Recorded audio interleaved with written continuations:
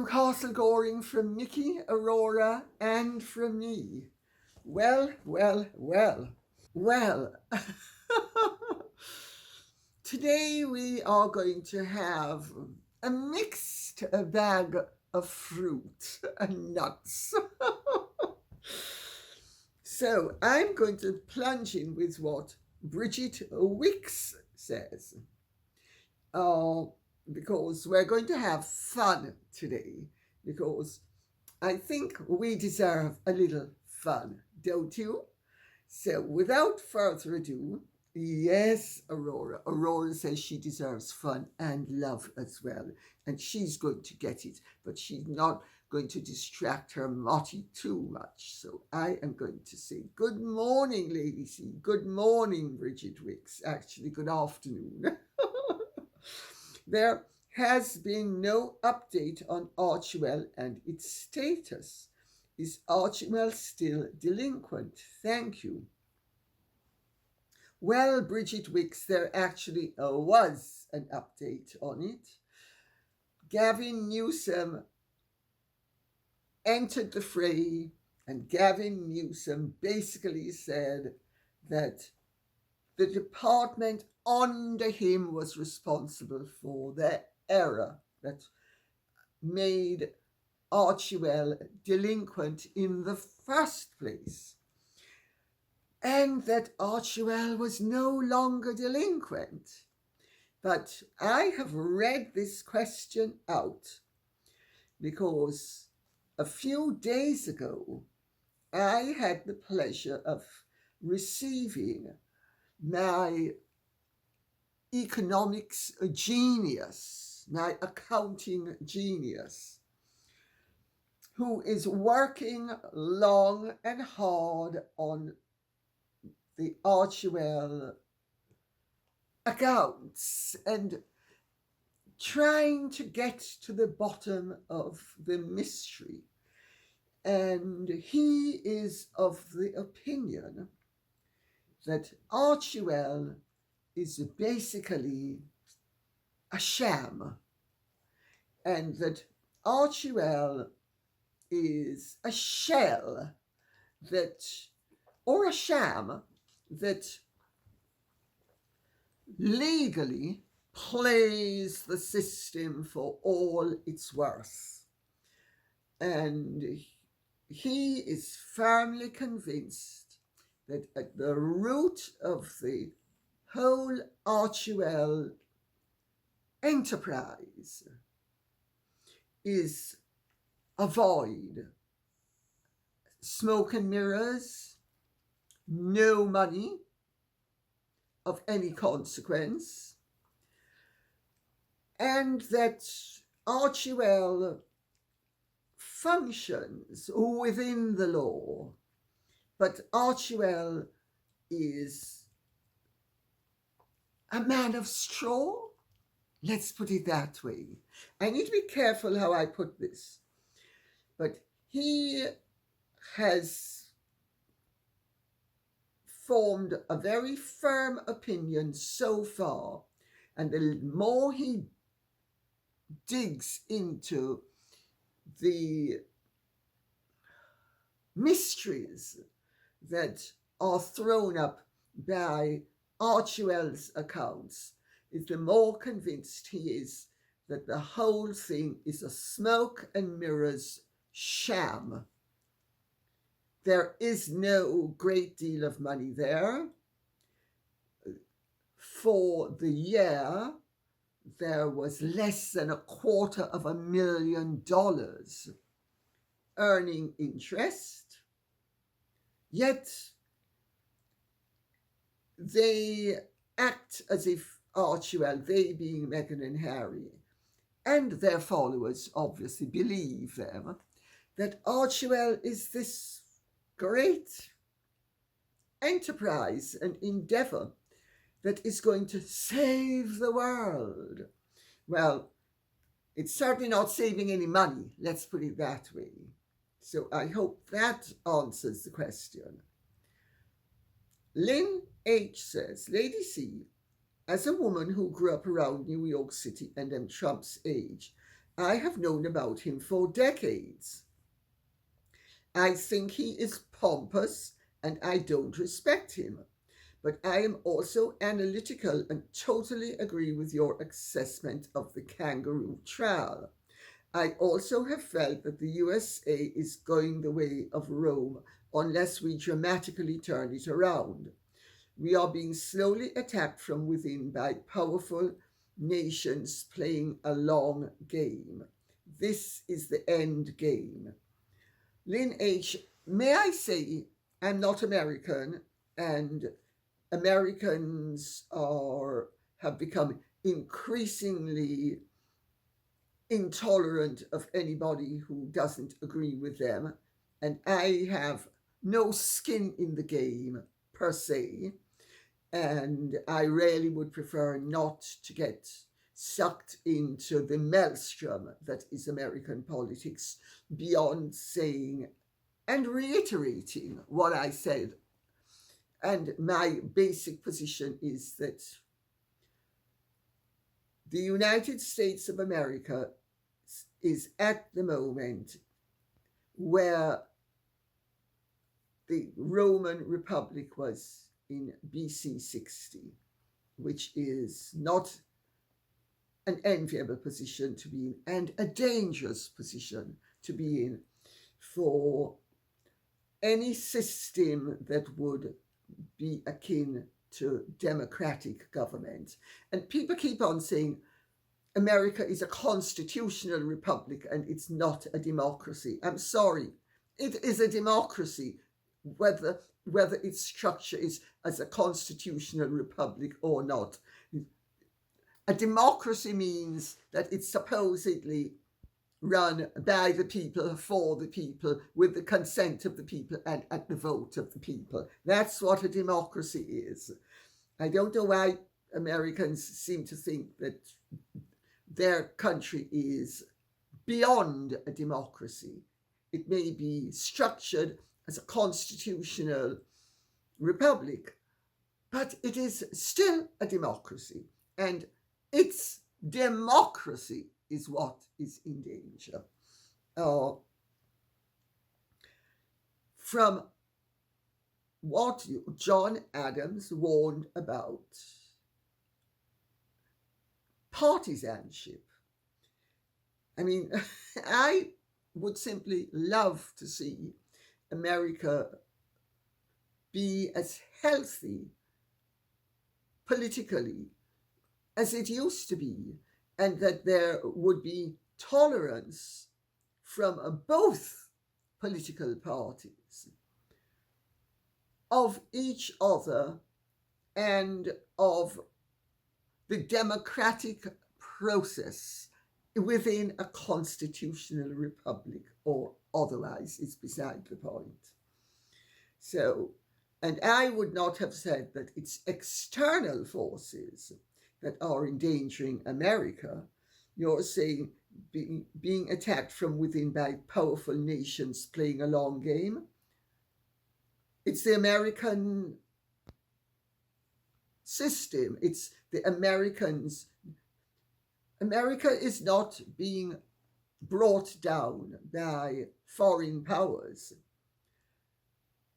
It is a fight for the soul of America between Americans. So I'm not sure that it is being attacked from within by powerful nations. I think it is a powerful nation that is attacking itself from within. And I do not think that foreign powers are the ones who are responsible. I think it's Americans who are responsible. And it's easier for people to realize that they're responsible, because if they blame someone else, they say, well, it's nothing to do with me, it's not my problem, or it's my problem, but I don't have the solution. Americans have the solution. That's my take on it. Concerned Citizen says, Lady C, would you please consider running for politics? No. And well, let me read it. Would you consider running for politics? You'd be an incredible asset to the country and to the world. Oh, goodness gracious me. Sorry. It's wonderful that you have such a high opinion of me. I'm afraid I don't have such a high opinion of myself.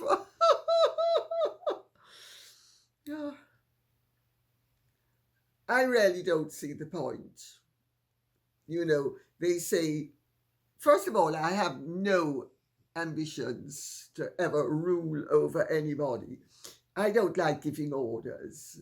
And I certainly like assessing situations and seeing what the solutions to problems are. And I'd be perfectly happy to say, this is the problem, this is the solution, get on with solving it. But I am afraid I'm not dictatorial. Well, or maybe I'm too dictatorial, because I would definitely just say, sorry, forget it. This is not for me. I don't like rows. I'm sorry. I've had too much conflict in my life, and I don't like power struggles. I actually don't like power. I remember my therapist used to say, any relationship that's based upon power is a bad relationship. And I basically agree with him. I think relationships should be based on mutual respect and regard. And it also helps if you have interests in common and your self-interest, your enlightened self-interest, coincides with theirs.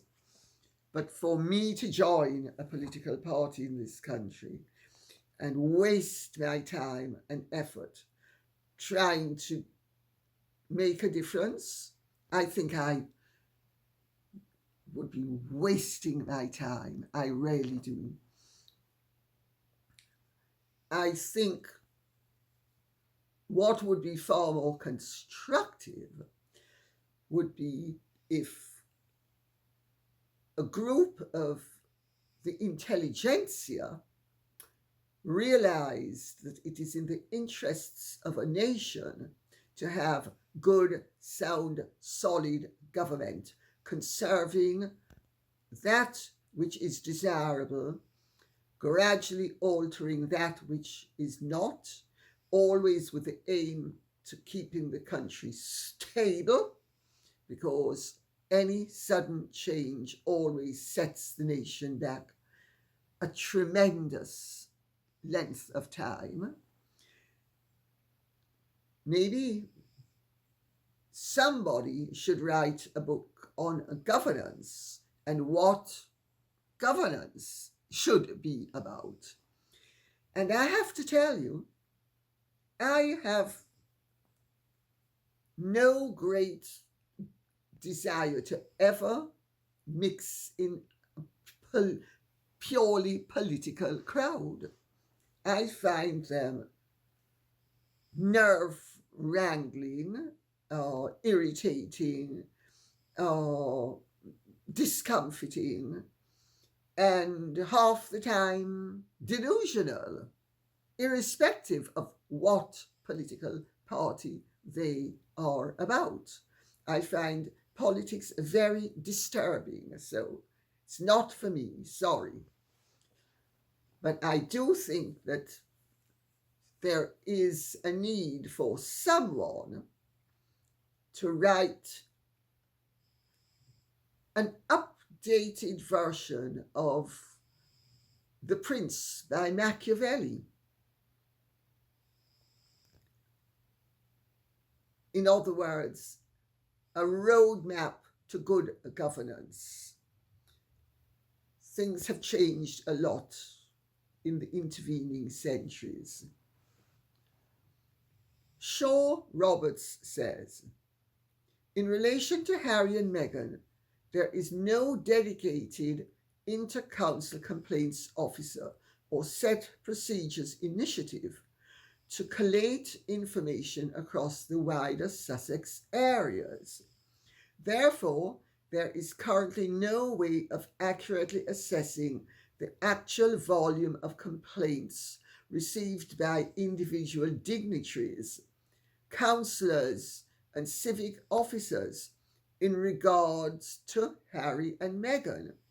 I ask that you contact the leaders of the Sussex area county councils and request that they appoint officers to collate information as soon as possible and to promote liaison within the Sussex area more freely for greater transparency and accuracy. Sussex MPs are under no obligation to correspond with non-constituents. I ask that the people of Sussex contact their local MPs to suggest a coordinated method of complaints in relation to Harry and his wife. Thanks. Shaw Roberts, that's very interesting. I hear what you're saying. I think that would be a solution.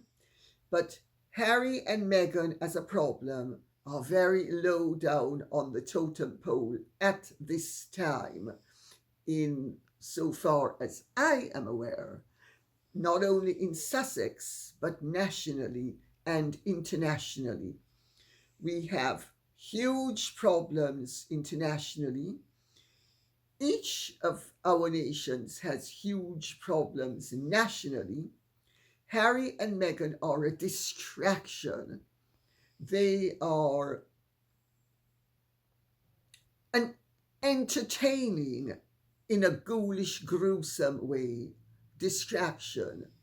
But they're not a priority. And I cannot see councils responding to what would basically be an overhaul of their system to deal with Harry and Meghan. Also, Sussex County Councils and Sussex as a county has no say in dealing with Meghan and Harry. Sussex as a county cannot strip them of their titles. Sussex as a county cannot recommend, well, I suppose they can, but you know, they are one county in a country of many counties.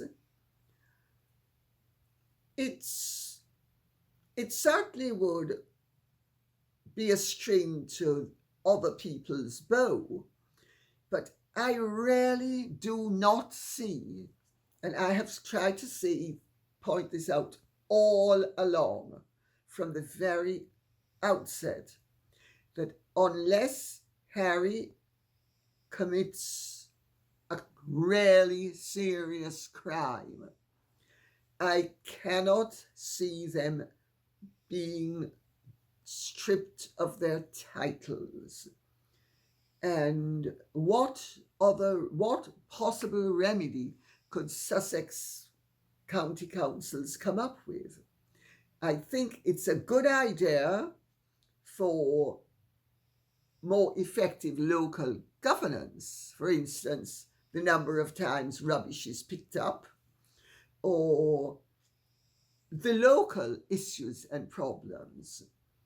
But whereas Harry and Meghan are concerned, I really don't see it happening.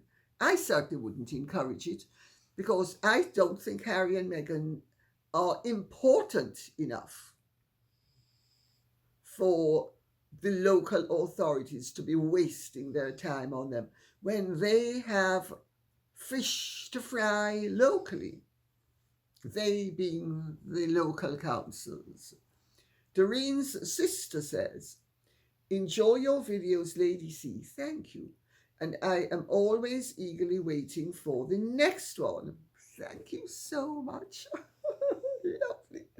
There is one thing that has mystified me about the Meghan Markle story, and I would like your thoughts on it, please. Why is this woman worth so much effort? She seems an unlikely character with many issues. Sorry, an unlikable character with many issues. There's not much talent to exploit. There isn't any. She's no supermodel, she certainly isn't. And hasn't had an interesting life. Well, that's arguable. I think her life is a heck of a lot more interesting than she gets credit or blame for. But yet there seems to be a constant push to turn her nothing into something. Well, she's not interesting and she's not talented, but she certainly has had an interesting life. Anybody who's that divisive has to be interesting. Yes, she now has a title, but so have many others who surely would be a far better focus than a woman who appears to be a walking disaster. The titled couple remind me so much of Wurzel Gummidge and Aunt Sally. Don't believe this. I believe it is with her help that her husband's shine has faded to a dull tarnish, and this is the only interesting aspect of her that seems worthy of a Netflix documentary. Doreen's sister, you're right in some ways, but you're not right in others. She is of a ghoulish fascination because there is a huge disparity between her appearance and her reality, and people pick up on this. She also married a British prince who was the most popular male member of the family, and in a few short years turned them into the most unpopular couple on earth. That's another accomplishment. Maybe a negative accomplishment, but it's an accomplishment. She is unlikable, but that actually makes it easier for people to call her out on her inactions, reactions, and quite frankly, very often reprehensible actions. She certainly dulled his shine. That's absolutely true. But what is really interesting is how a talentless, unlikable, basically ordinarily attractive woman of great determination and huge insensitivity has managed to grab attention and keep it. That in itself is both a talent and an art. It's also a huge red flag and a tremendous character flaw and failing, because it shows an obsessive need for attention, which is very unhealthy. And what people pick up isn't that she has anything to recommend her, but that she effectively plays the attention-seeking game despite having nothing to recommend her. I hope that explains what I think is really going on. Moonlight Sonata says, the thing that makes it obvious Harry was absolutely complicit in hurting his grandmother is that when she very quickly made her displeasure known regarding the naming of their daughter Lilibet instead of Elizabeth, he doubled down and repeated the lie that the late Queen had given her permission instead of simply amending the child's birth certificate and correcting her first name to Elizabeth, which is a very simple thing for a parent to do, as the world had already seen when Meghan changed her own name on Archie's birth certificate. It is one of the many things we will never forgive her for. Moonlight Sonata, what you have said is very interesting and goes to the heart of the matter. First of all, though, there are huge differences between British and American birth certificates. A British birth certificate can be amended, but it cannot be changed. American birth certificates can both be amended and changed, and indeed pulled entirely, and a new one issued. So he certainly would have found it a heck of a lot easier in the United States of America to have changed Lilibet's name from Lilibet to Elizabeth. It would not have been possible to have done that in the United Kingdom because it wasn't a genuine error. In the United Kingdom, to have a birth certificate amended, there has to be a genuine error. There has to be a true mistake. For instance, and you've touched upon it, Meghan Markle, Her Royal Highness the Duchess of Sussex, being able to remove from Archie's birth certificate the fact that Rachel Meghan gave birth to that child. That is a very interesting predicament because Meghan was thoroughly identified on the original birth certificate. I've seen both versions.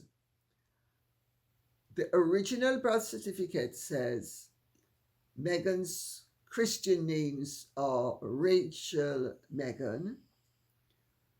Her occupation or rank is Princess of the United Kingdom, which is correct.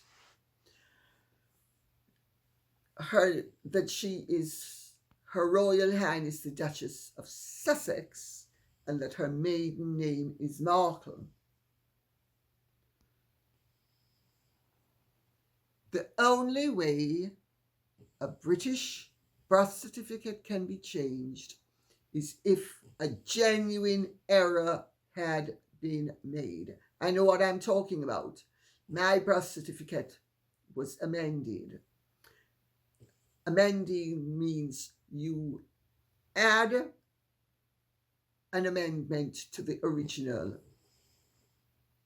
You can't withdraw the original.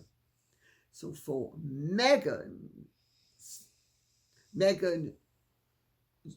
for Archie's birth certificate to lose the only uniquely identifying feature of his lawful mother is a very interesting scenario, because the amendment that was made tells me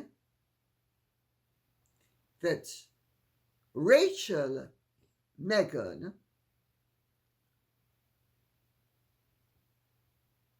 Her Royal Highness the Duchess of Sussex,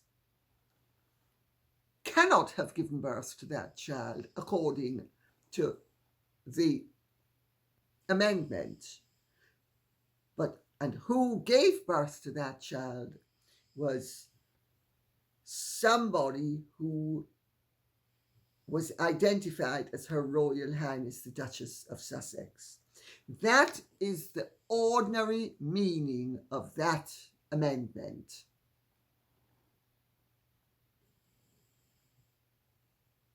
The press and the public seem to have thought that she had not been on the original birth certificate as Her Royal Highness the Duchess of Sussex. She was. The mother was listed as Her Royal Highness the Duchess of Sussex. It makes the amendment extremely interesting and rather bothersome if you understand the ordinary meaning of the amendment, because it has no other meaning. It can have no other meaning. To remove the first names of a mother from a birth certificate has to mean that the woman who gave birth to that child was identified as Her Royal Highness the Duchess of Sussex, but it cannot have been Rachel Meghan, because if it had been Rachel Meghan, there would be no need and there would be no lawful way of actually removing those distinguishing features from the birth certificate. Do you see how completely bizarre the whole situation is? Now, I am not saying that Meghan did not give birth to that child. I am saying, and I need to specify this for legal reasons, I am saying that by removing her uniquely identifying features from the birth certificate, it suggests A, that she didn't, and B, that someone else who entered the hospital that informed of the birth was down as Her Royal Highness the Duchess of Sussex. I can see no other possible interpretation as to why that birth certificate would have been amended otherwise. Maybe the people concerned had no idea of the meaning of the amendment, the ordinary meaning of the amendment, in much the same way that if you say, I'm a fraud,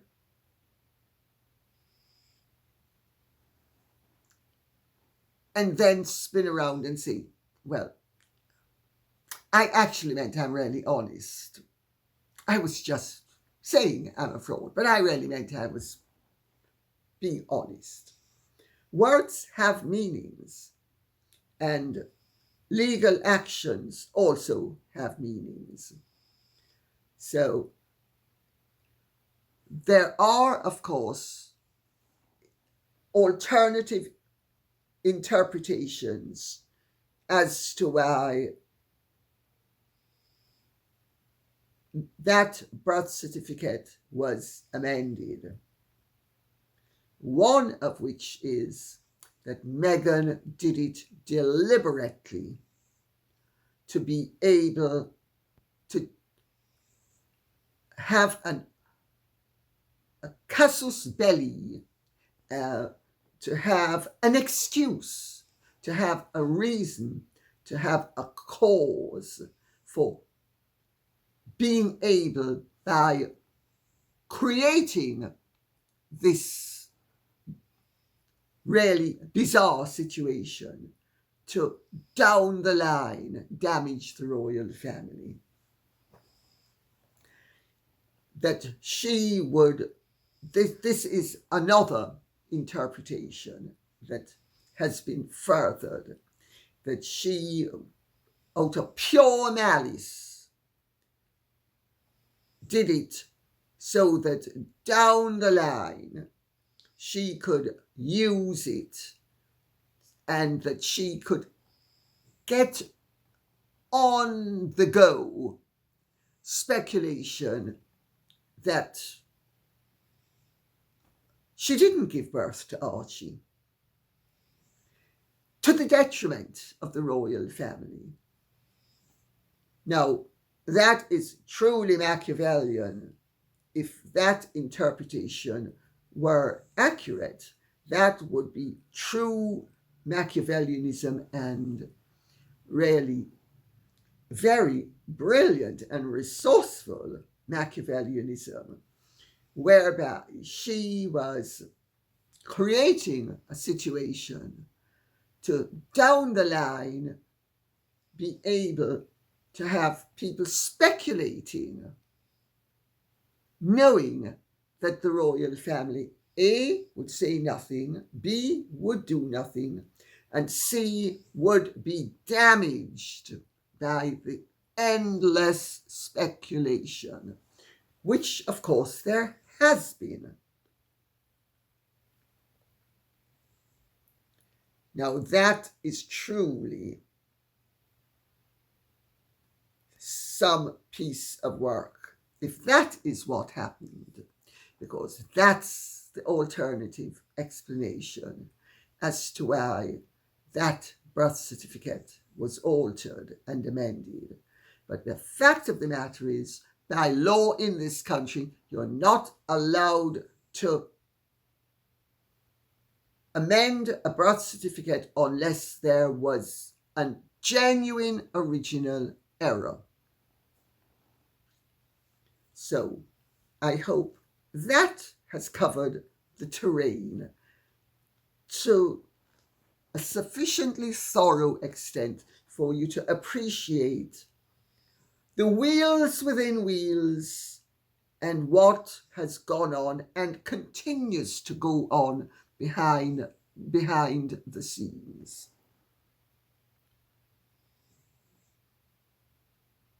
You really couldn't make any of this up.